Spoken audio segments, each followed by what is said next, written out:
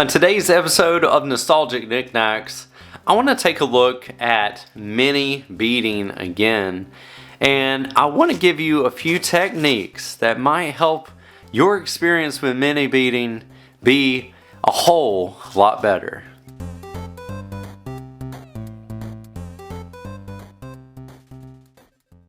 Hey everybody, and welcome to another episode of Nostalgic Nick-Nacks. I'm going to be showing you some techniques that are going to help you with mini beading.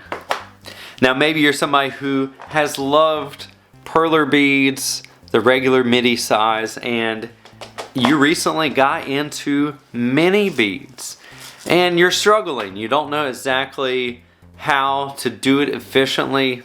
Well, I've done it a little bit, and I can tell you that I have some ways that have worked for me. I also have some tools that have worked really great for me. So I want to tell you about that today, go over a few things with demonstration for you, and just give you a better all-around perspective as to how you can be better with mini beading. Now first off, you need a nice pair of tweezers here. These are precision tweezers, and the reason why I like these is because they work really well with the tiny beads, and you can pick up quite a few of them with these little beads. So there's 2 tiny beads that I picked up, and I've actually been able to pick up 4 of them. Now there are people out there online that are using needles to help with picking up mini beads. I haven't tried that myself, but it seems like a good, efficient way. Maybe a great idea for you to try. They don't work with the perler pen, unfortunately. Maybe perler will make a mini bead version of this, but that would be really cool to see for anybody who uses the perler pen. I think that'd be really neat, and I think it would make them a lot of money. So having the right tools for the job will help you out tremendously. I also think having a nice storage box like this one I got from Amazon, I'll have it linked down below, but for the different colors you have, they're really nice little boxes, and I think that goes a long way to helping you stay organized. And they all fit in here, and they're not opening and closing. They're not cheaply made little boxes. I think they're really cool and very stable, and you can just put it in there when you're done with it. So having something like that will definitely help to keep these tiny little beads under control, because they will fly everywhere before you even blink. Now another thing to think about when you're doing mini beading is that a heat press is really great. This is a Cricut mini heat press. I use this for a ton of projects, and it works great with the mini beads too, and it really doesn't have to stay on very long. I'm going to show you that in a little bit when I make a project. It doesn't have to stay on the beads very long at all before they all fuse together, because they're so tiny. They're 1/4 of the size of the regular ones. Now lastly, as far as the tools go, I think this is a really cool thing. This is the size of the standard perler board, but this is meant for mini beads, and as you can see, there are bunches and bunches of little pegs, and that is for the minis. It's all about the minis here, and when you're working with them, you can really do a nice big project on a board like this, and if you have a few of them, you can combine them together to make a really tall project or something like that, all out of mini beads. I also want to encourage anybody who clicked on this video who is great at using mini beads to drop in the comment down below some techniques that you use. I'm still getting used to mini beading myself, but I would love your advice and tips and tricks on that can help others that are just getting started with this. So feel free to put them down below. I appreciate it. So here is a regular size Mario. This is Boot Mario from Super Mario Bros. 3, and I'm going to recreate him and show you some techniques along the way. I also thought it would be cool to recreate Steve from Minecraft, who's already really tiny, just creating a mini version of him so you can kind of compare how they look. But let's go ahead and start with Steve, since he is tiny and it's not going to take too long to make him. I got my tiny thing of beads here for light brown. I've got my tweezers. So here's my tweezers. And these tweezers, like I said, are really great for the mini beads because these big tweezers don't really pick anything up. They're just not that great. It's going to take some time, so we have to be patient when we're getting our beads. I think I can do 2 beads at a time, maybe a little bit more. Okay, I got 3 beads there. So now I'm going to put them down. Put them down on the board. I got 4 beads so far. And as I continue, I will get even better at putting them down. So I got it.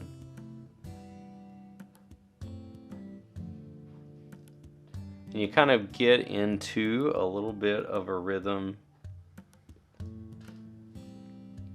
Okay, so I've got my bottom section here made.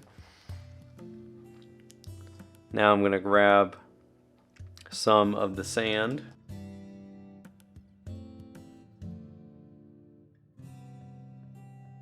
I'm going to finish up with some white.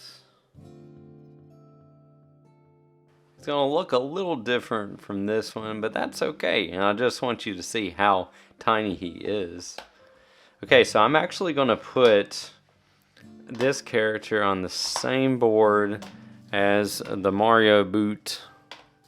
I need my red, my kiwi, my black, and my white. And oh, and I need my sand. So I've got all those colors there.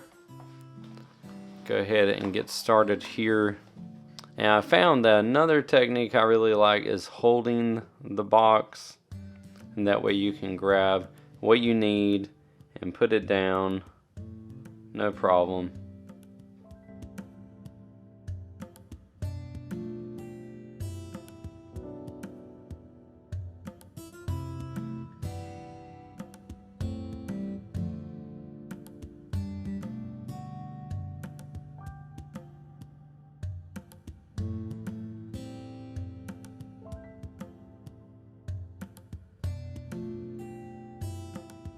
As I'm making this character here, I kind of got into a rhythm of things, and so I feel that if you hold the tweezers down towards the bottom like this, you seem to have more control over how many beads you pick up.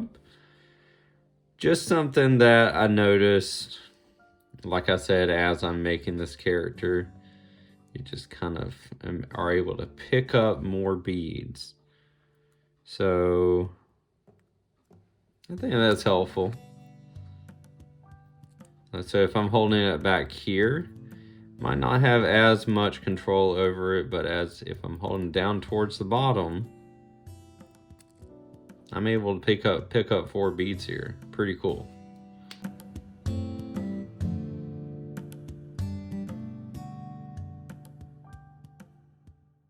I've got my Cricut Mini heating up here. And while that's heating, I just want to take a moment and look at the size difference between these beads. Look at this. You didn't think Steve could get any smaller? Well, here he is in mini form, and he is super tiny. Here's my finger compared to Steve and Big Steve. So you can see huge difference there. And then look at the difference between the Mario here, the boot Mario. This is the regular beads, this is the small beads. It is an absolute humongous difference here. Kind of comical. It's like here's the Big Daddy boot Mario and here's the baby boot Mario. Just so cool, and I wanted to point that out before I iron these guys. And this is going to iron so quickly, it's not even funny. So it will probably be about 10 seconds and they'll be done. So you just have to watch it, check it out, see how the beads are melting.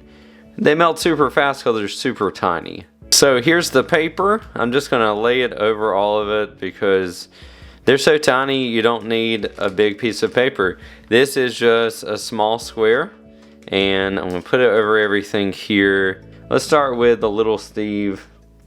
Just gonna iron a tiny bit here. You can already see that there is melting that has happened here. Very hard to capture this because it's so tiny, but there is already melting and it's only been on there 2 seconds. So I'm gonna melt some more. It is super quick. So hard to capture on the camera, but super quick. And this, by the way, is on the 3rd heat setting on the Cricut Mini.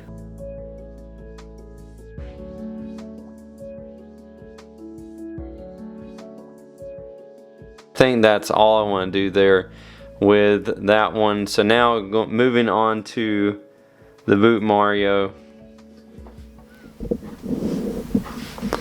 Try to get a good melt.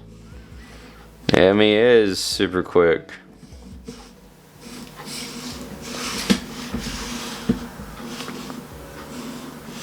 It's kind of satisfying though that it is super quick, honestly, because people can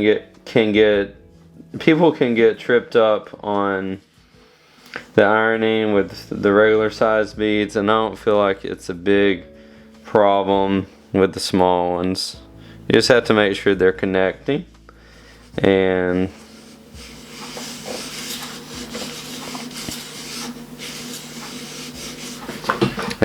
you'll do it. So there is everything ironed here. I'm just going to take it, hold it with my hand here, kind of pull it off a little bit. It gets a little stuck. Of course, you could keep this side not melted at all, but then you could also melt the back side. Really up to you. The beads are definitely melted together just enough to be able to leave that side unironed because they're so tiny. I'm just going to give a little bit of a melt to it. Again, it does not take long. If my camera is not focusing here, it's because it's so small. It's so small, it's hard to capture it.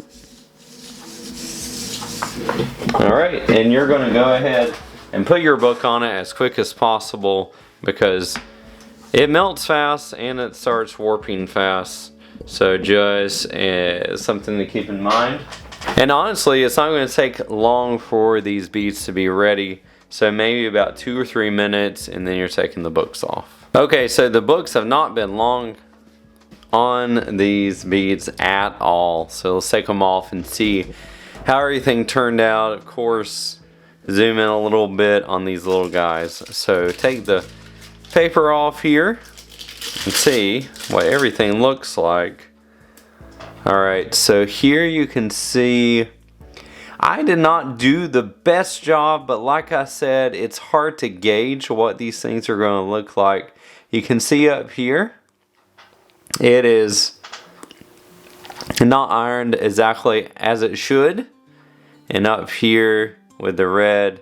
So I would say go an even shorter amount of time ironing. Now this side looks pretty good. Definitely not over ironed on this side, but you can see it's really hard to get these things looking great. You have to practice it. Of course, from a distance, it looks pretty great. No problems at all. Just a little bit of over ironing up here at the top. Let's see how the little Steve turned out. Now, on a different note, this Steve actually looks really great.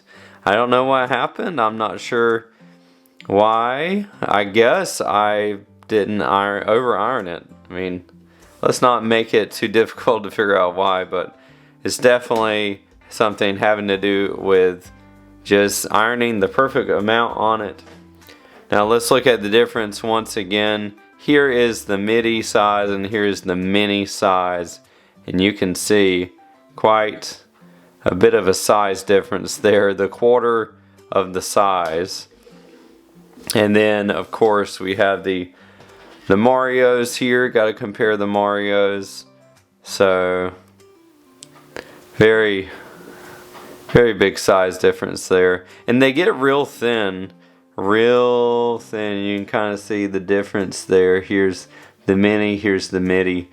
Definitely can get flat pretty easily. So hopefully that gives you an idea of what ironing might look like for you with the minis. And you know, it's all about being patient, taking your time with it. It's going to take a while. It's something that is going to be more difficult to handle than the regular size what you're used to. If you want to try it out, I definitely recommend taking your time and being patient and try not to let things frustrate you. But you know, overall, not bad at all. Thank you all so much for watching today's video. I hope that it gave you some great techniques to use to get better at mini beading. It is very challenging, and I don't want to disregard that fact, but the more you know, the better you are able to perform. So hopefully this helped you today. If you enjoyed today's content and you want to see more content like it, I plan to do more mini beading videos in the future. Please make sure to leave a like and subscribe to my YouTube channel. I usually put out a few videos a week and really enjoy doing it and helping everybody out and making a community around fuse beading and the love of video games. That's it for today's video, everybody. I pray that you have a fantastic day, and until next time, try some mini beading out and have some happy beading.